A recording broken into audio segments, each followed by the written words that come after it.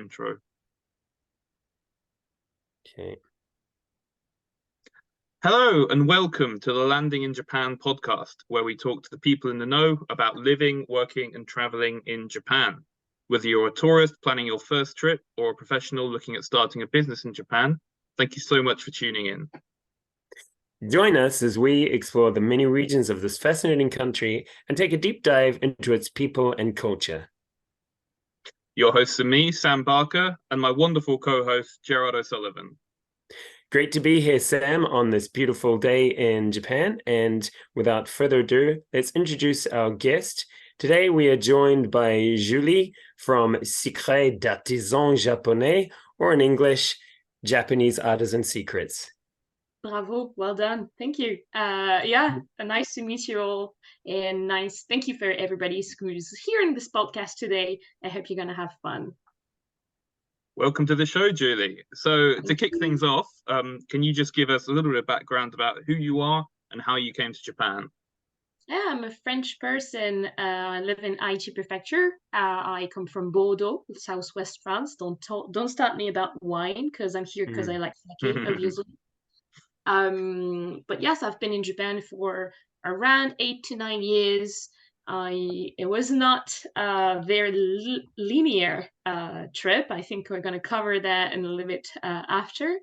But nowadays, I work as a tourism consultant. I'm a freelancer and also as a private guide for people who are eager to discover real workshops and to interact with local people as part of their trip in Japan.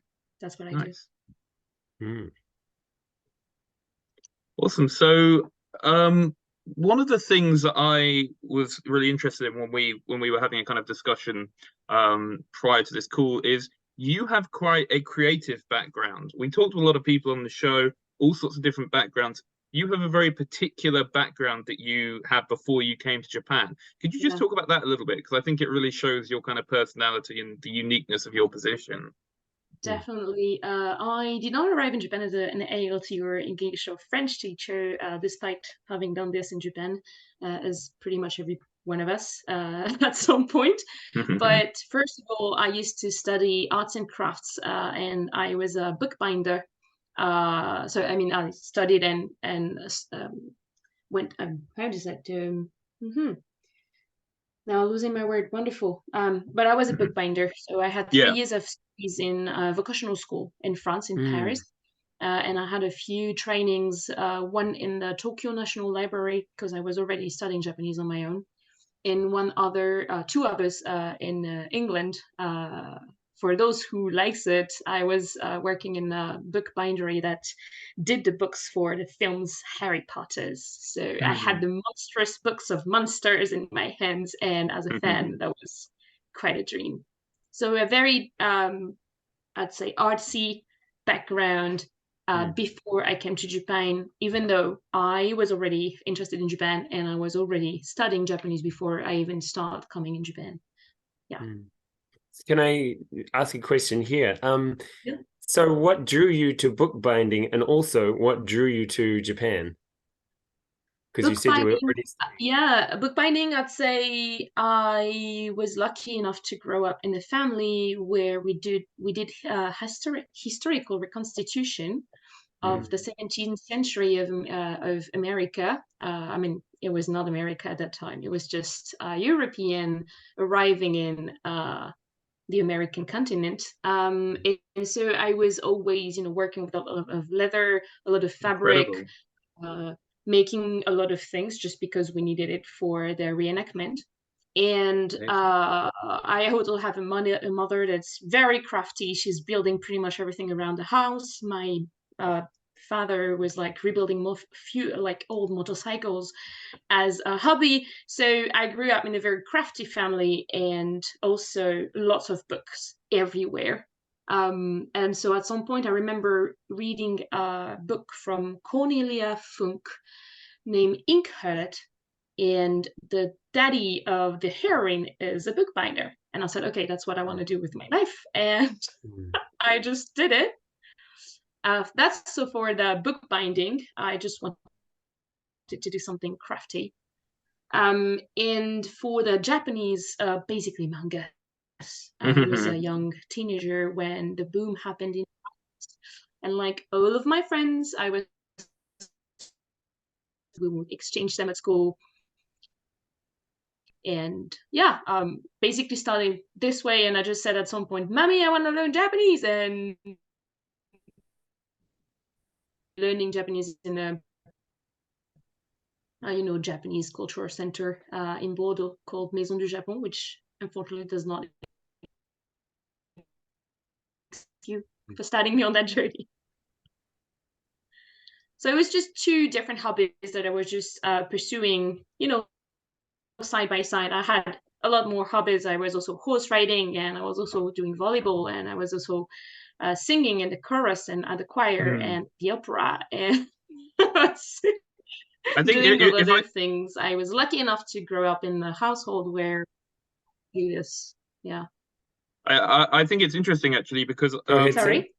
I believe I'd say that things like anime and manga and potentially Japanese culture in general, I think particularly in the past sort of decade or so, would be more popular and more influential in France than in for instance the UK or New Zealand or the US. How would you respond to that? Do you think that there's like a particular connection between France and Japan in terms of appreciating each other's cultures?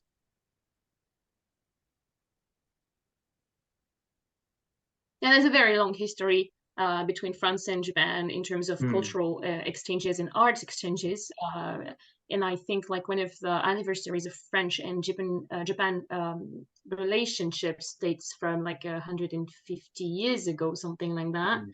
So we also have notably French painters who were very inspired by Japanese aesthetic, and we had like a arts current that was 100 years ago called Japonism, where people like Van Gogh, Monet, really got inspired by Japanese, aesthetic and design.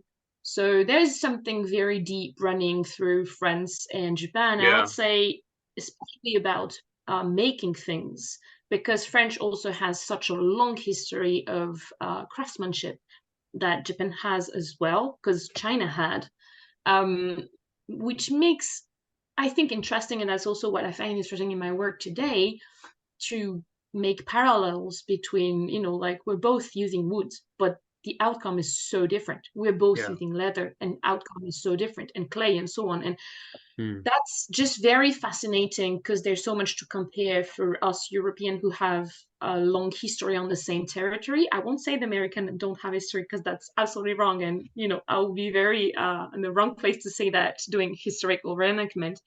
But we do have this understanding of how a long history can impact creativity.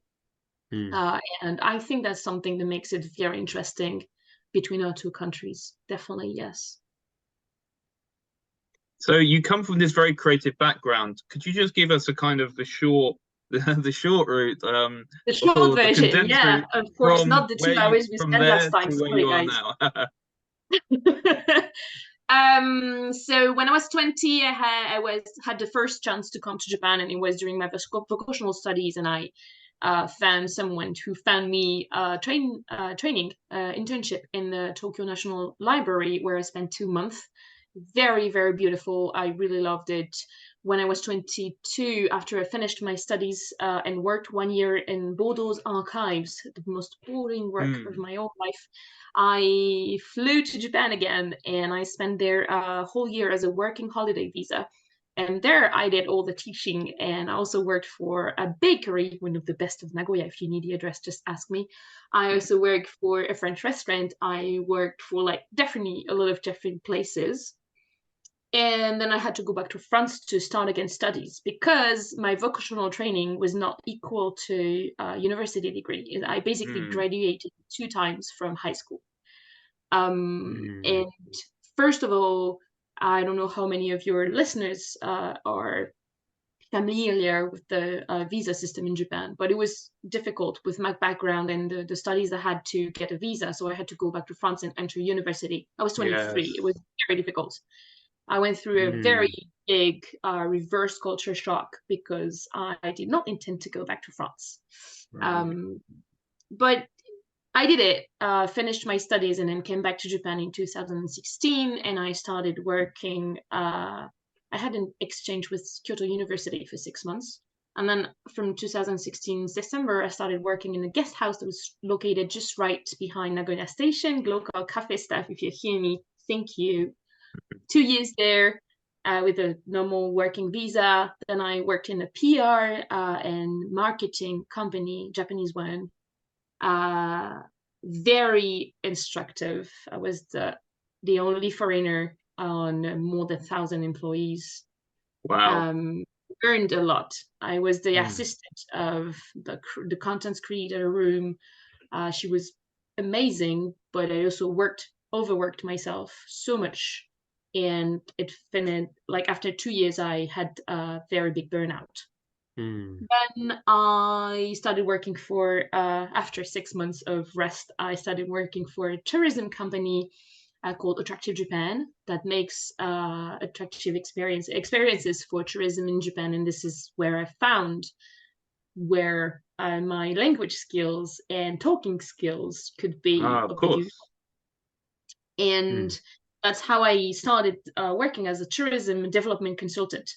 Here in Japan, for those who don't know how it works, I'm Gerard, I know you know it, but Japanese people find it very difficult to develop products for the foreign market because the consciousness and how you expect a product to be and how you expect the service to be is so different from people coming from outside of Japan. So they really like to get a foreigner consultant on board to have their opinion on how to create a product and to make sure that it will fit the foreign target.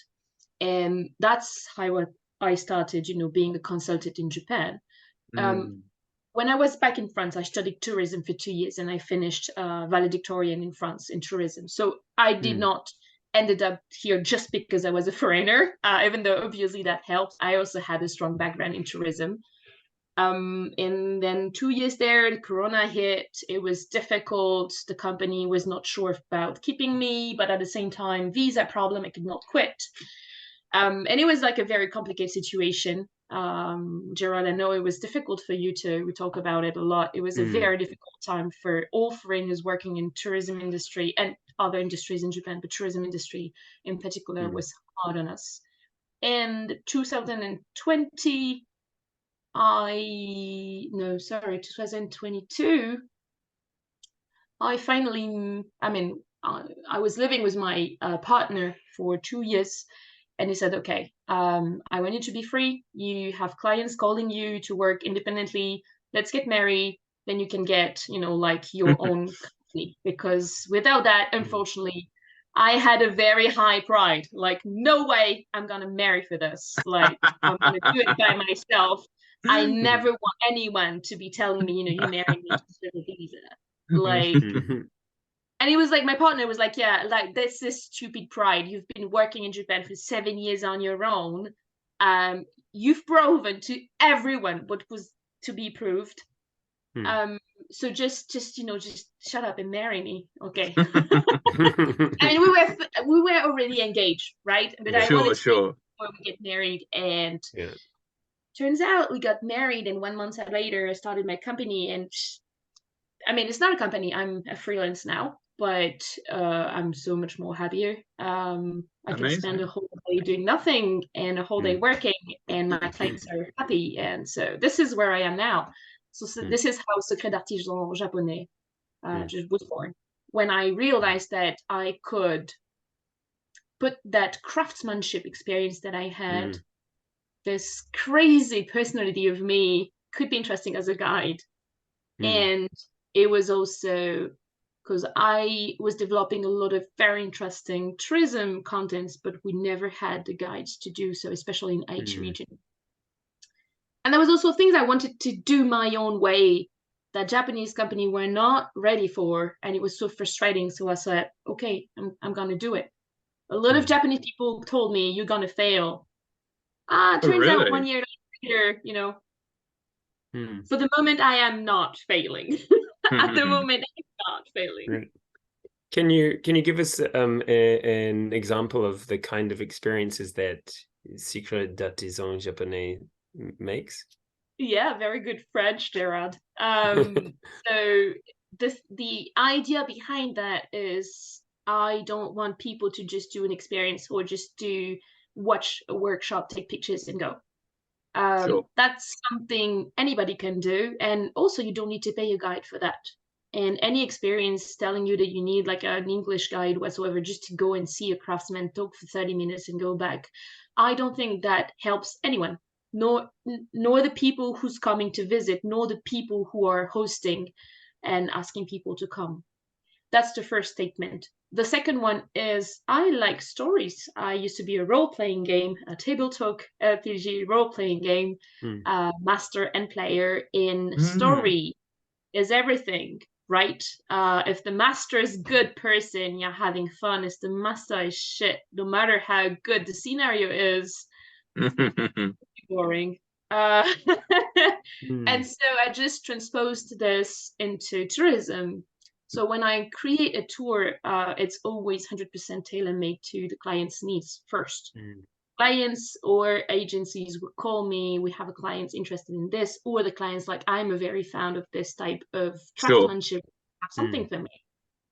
And then Aichi Prefecture is very flourishing. We have so many different types of crafts here, from silk to pottery making to metalworking to bodice crafts to kimono. Like so many things are available here because of Aichi's history. We'll maybe cover that later. So when I decide to visit one craftsman, I make sure first it's a whole day with me. You have to spend the whole day listening to my shit first, because I want to build a story.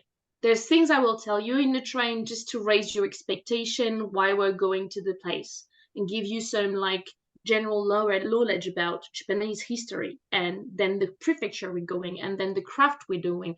And then I'll take you to 1, 2, 2, 3 places, depending on the time we have and where we're going, that have kind of a link to the place you've chosen to do an experience and to meet the craftsman. So it's not just only meeting a craftsman, it's understanding the big picture and the story who leads that craftsman to do that nowadays and why it is so important what he's doing. So it's a whole story with a beginning and the end. When clients want a very good end, I'll take them to the izakaya after. But that's a very, I really want to, if I do things, I want to do them like 100%. I want people to understand pretty much everything. So the tour I do are not cheap, but when you compare to what's available on the market, they're also cheaper if you were to book all those services independently. And last but not least, I consider a tour to be a success, not only when clients are happy or they give me a nice tip, but when they decide to buy in the boutique or to buy even more products in the craftsman they have just visited. Something I really like to do is before we visit the craftsman, I will present the art. And when we're walking in the Shotengai, like a small street or any, I go to a shop where those things are sold, where the things that the products that the craftsmen do are sold.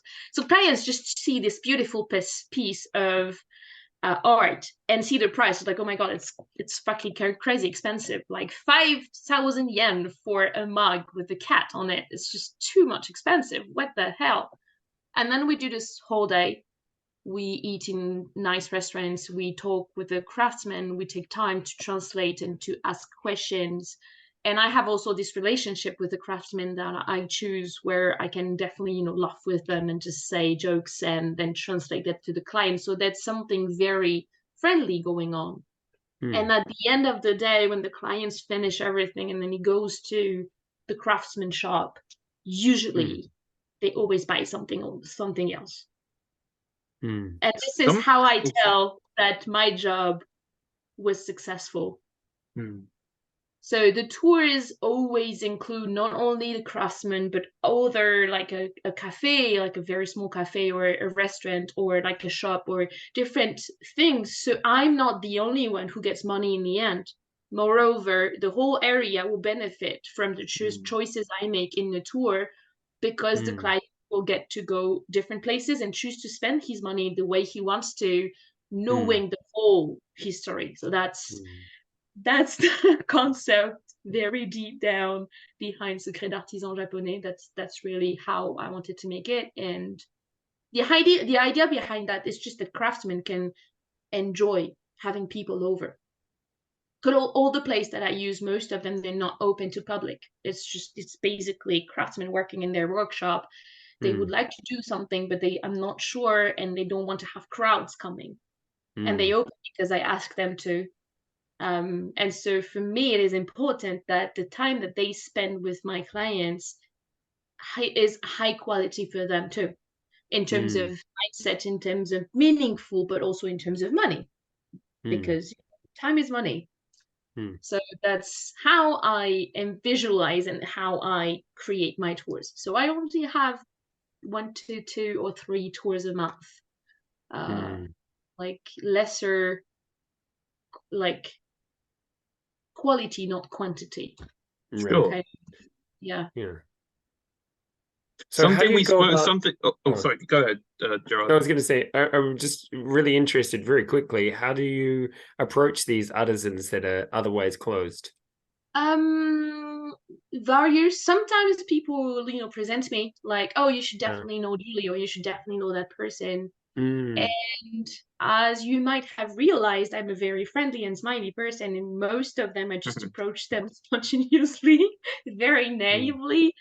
Let's say when our crafts woman that I know in Seto City, I found her videos about mesmerizing painting process on Instagram years ago. And then I went to a crafts fair at some point, a crafts fair, and I saw those things. I was like, oh my God, I know you. I know I've seen your work before. Amazing. I love what you're doing, and I'm starting my activity. Would you like to work with me? Very spontaneous. And when I walk in cities and centers and stuff, I'll definitely just find a workshop. And if I like what I'm seeing, I just open the door, enter, and just go for it. It happens that I get along very well with all Japanese men. They love my jokes, and it works. So amazing. Yeah, I'm just not afraid of meeting people and talking to people, and I think that's what makes the trick.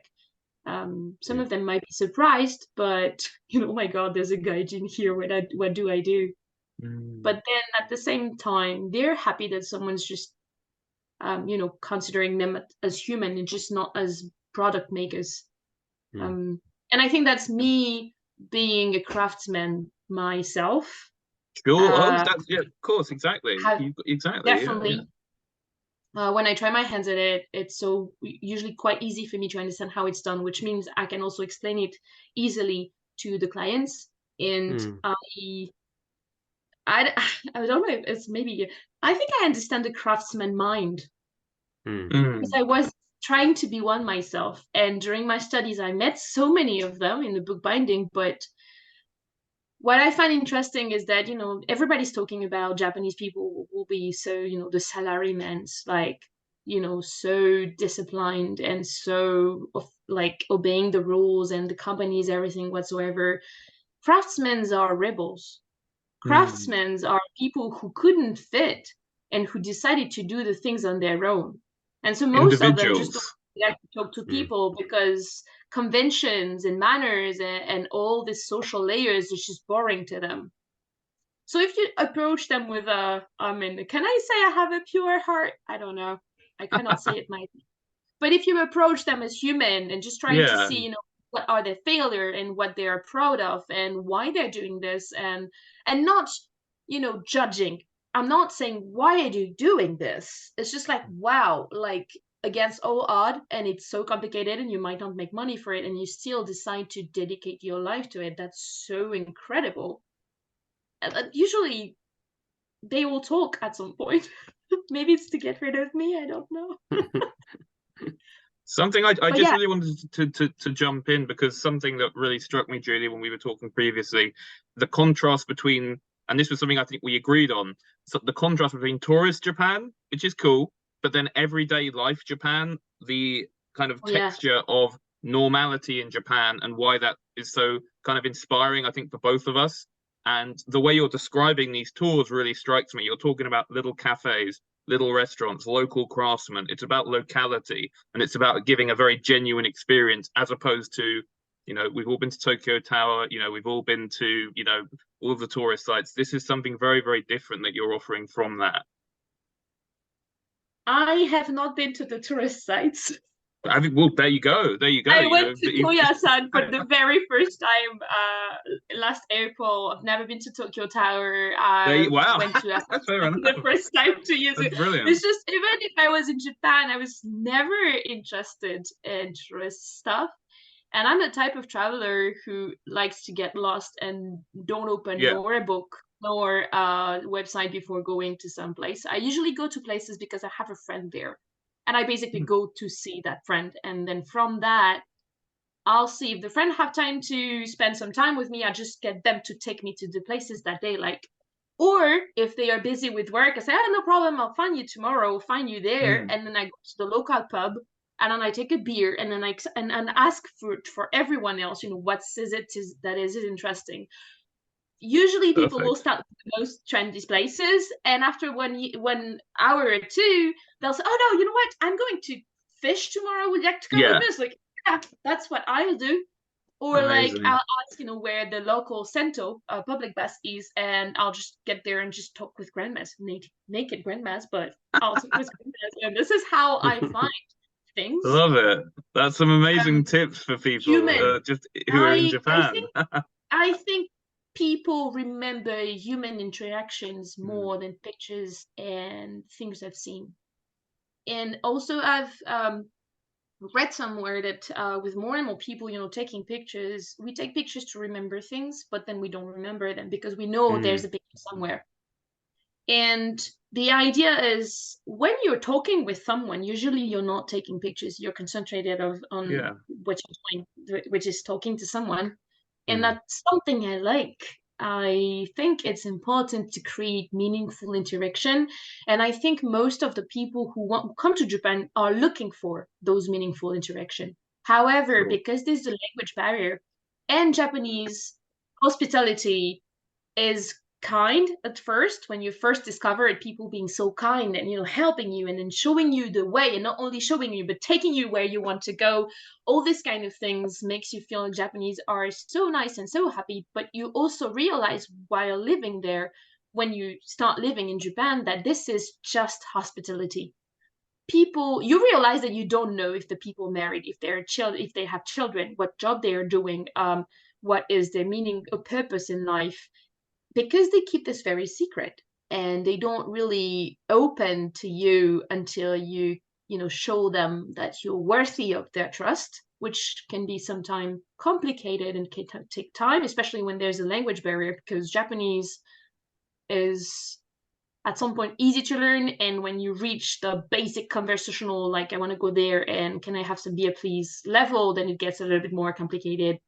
So I was lucky enough to speak already a little bit of Japanese when I arrived in Japan. And I was lucky enough to arrive in Japan not for tourism, but for work.